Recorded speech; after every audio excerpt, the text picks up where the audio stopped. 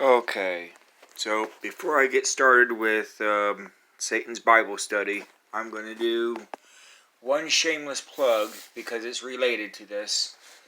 No, Seth Andrews isn't a Satanist, but this book was very helpful. I've read the entire book, otherwise I wouldn't suggest it. So this book was actually very helpful when I was in the shelter. Both it was comforting, to just anybody who's not a Christian but grew up with Christianity dogma or whatever. It's comforting to know that you're not the only person and that there's very familiar situations as he explains what he went through going, through that recovering from Christianity, if you were. But there were also, to make this brief, several things in his book that he listed that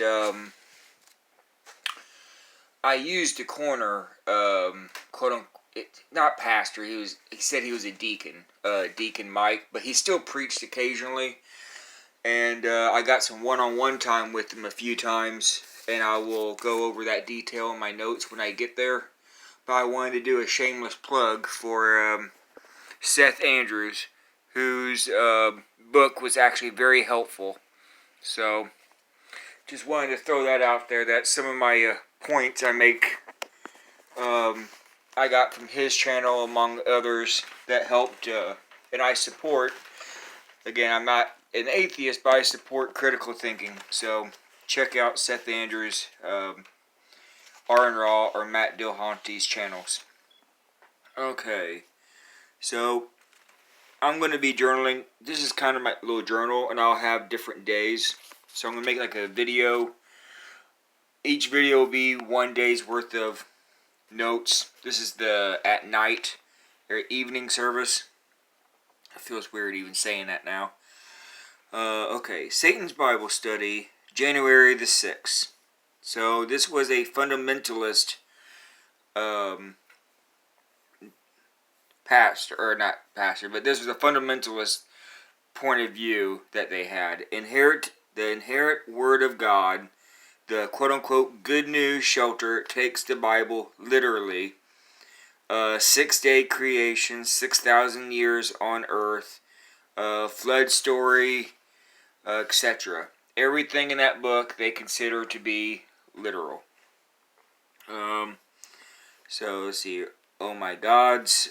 Started with Genesis 1. Roll over laughing my ass off. Where is the evidence that God is the source of the universe?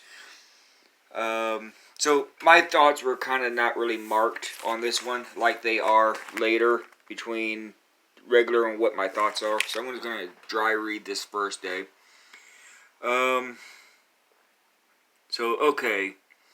This is them reading. God created the universe, which I pointed out that's a claim, not evidence.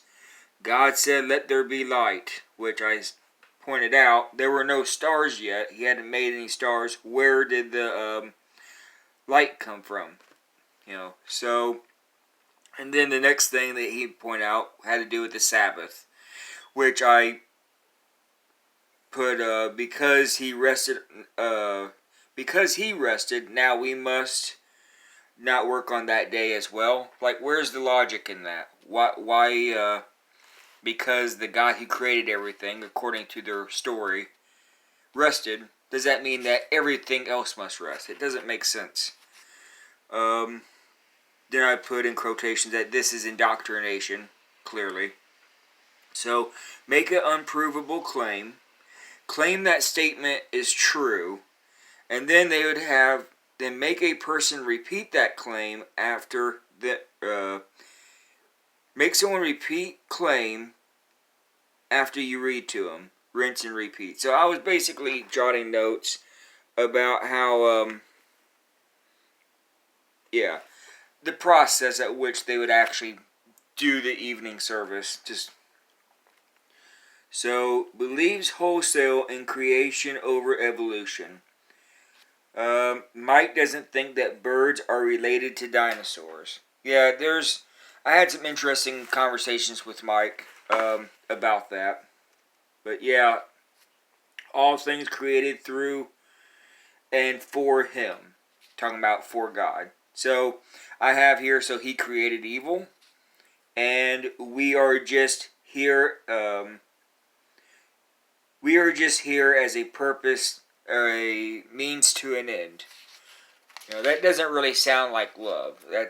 He has a goal of creating non-robot followers, but only the people who believe blindly without reason get in for that purpose. I don't know. I don't want to go on a tangent.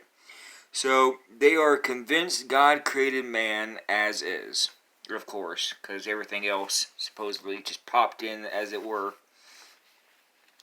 So claim Bible is true, read passage, declare God did it, therefore ignore science, repeat and refresh.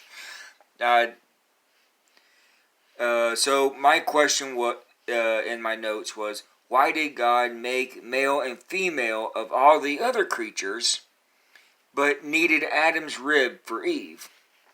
So I got a chance to ask Mike this later, and Mike actually had not heard this question before. He had to get back to me on that one. I don't remember if I wrote in my notes what his answer was, but I did throw him off with that. So then the passage goes over marriage and anti-gay BS. So I just kind of marked that and went on. He said, so we were clothed by God, thought they were naked when they ate from the fruit of knowledge. So, because God created man first, therefore woman shouldn't teach. That was me asking a question. And it says God creates garden perfect, knows Lucifer or / Satan, depending on who you want to ask, fell to earth and did nothing. Snake possessed / Lucifer takes form of snake. Your interpretation is as good as anybody else's. One form or another, there was a snake. The snake deceives Eve into eating the fruit of knowledge, and then blame woman for first sin. And I put in here victim blame. I could go on the tangent about how try to keep as brief as possible.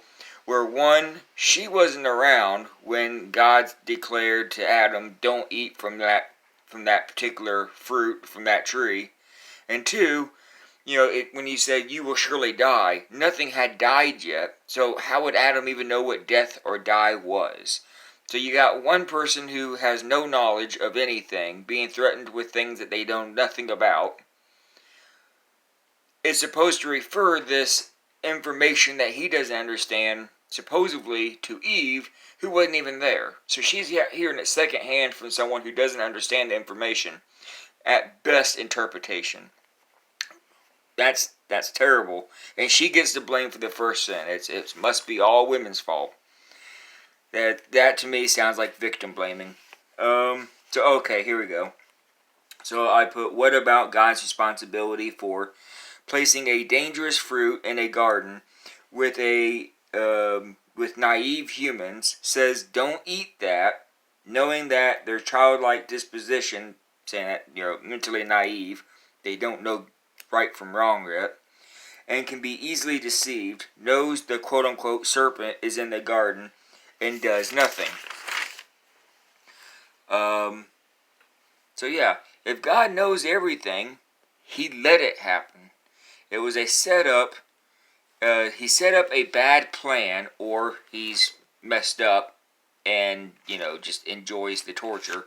But set up a bad plan, and then victim blames the woman for her naivety. And then they went on to talk about how, to keep them out from the Garden of Eden, God placed a fiery sword, quote unquote, to keep humans from entering and eating the fruit of life. And that's kind of where the notes stop on that one. So yeah, that's pretty nutty, right?